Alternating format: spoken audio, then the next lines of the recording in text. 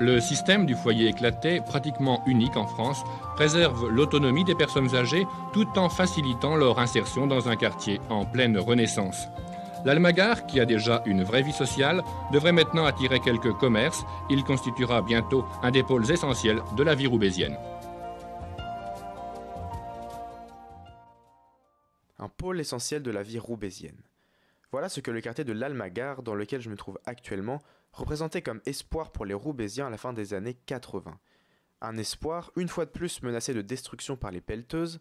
Comment en sommes-nous arrivés là? Comment cette utopie roubaisienne est-elle devenue le symbole de l'abandon des populations les plus pauvres? Pour comprendre, faisons un petit bond dans le passé, direction l'année 1978.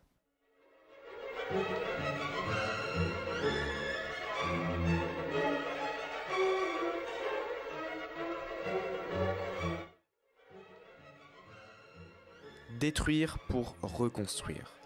Déjà à l'époque, le projet de la mairie de Roubaix faisait débat et déchaînait les passions. Quartier modeste, mais loin de la réputation actuelle de quartier pauvre, les petites maisons type années 30 du quartier commencent à tomber en ruine dès les années 60 et pour la mairie, hors de question de rénover. Tout refaire à neuf leur permettrait de séduire une nouvelle classe moyenne et ça ne plaît pas du tout aux habitants de l'époque. Depuis combien de temps vous habitez à l'Alma? Ah ben, il y a une bonne trentaine d'années. Et votre maison a été déclarée insalubre? Insalubre, oui, monsieur. Alors donc, à plus ou moins brève échéance, vous devrez partir. Ah oui, d'accord, oui.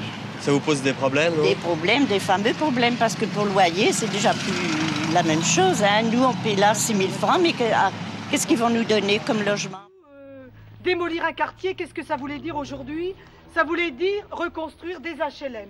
Pour nous, il n'en était pas question parce que les HLM, c'est un petit peu pour nous des cages à lapins.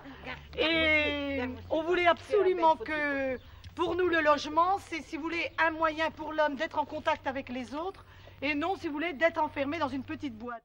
C'est là qu'on a dit, ça serait intéressant de regrouper toutes les forces vives du quartier et de créer un atelier populaire d'urbanisme.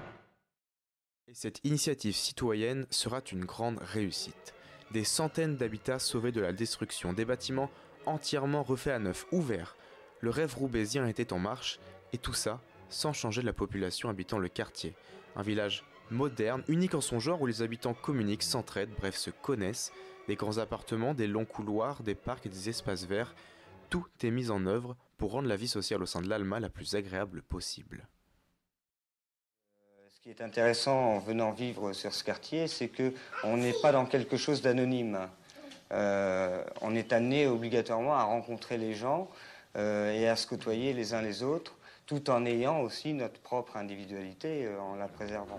À partir des années 80, l'arrivée de populations immigrées dans la ville et le développement des aides au logement vont contribuer à paupériser l'Alma. Les prix augmentent, les ouvriers quittent le quartier et les familles nombreuses, aidées financièrement par l'État, s'installent dans les grands appartements flambant neufs. Et là, c'est le début de plusieurs décennies d'abandon. Les bailleurs délaissent les bâtiments, tout comme la mairie de Roubaix. Les problèmes se multiplient, les classes moyennes inférieures partent, les familles immigrées les remplacent, acceptent ces quelques désagréments et la boucle continue des années durant. Dans les années 2000, le trafic de drogue s'installe, transformant les coursives du quartier en labyrinthe pour la police. Au mauvais entretien des bâtiments s'ajoute alors la fermeture des parcs et des jardins. Les fenêtres sont murées, les portails grillagés, le début de la fin pour l'Almagar. Et depuis 2015, ça recommence. Plus qu'un air de déjà-vu, c'est exactement la même situation qui se répète au quartier de l'Almagar de Roubaix. 133 millions d'euros à dépenser, 480 logements démolis, 390 réhabilitations. Encore une fois, des centaines d'habitants opposés au projet et une mairie roubaisienne qui fait la sourde oreille. Abandonnés par les services publics et les bailleurs, les habitants, comme leurs prédécesseurs, se mobilisent. Éviter la démolition de bâtiments refaits à neuf il y a une quarantaine d'années seulement. Garder l'ambiance que ce quartier est censé véhiculer. Éviter une gentrification qui exclurait les habitants les plus pauvres des nouveaux quartiers. Pour tout ça, leur demande principale est claire, être écoutés, comme ont été les habitants d'il y a 50 ans.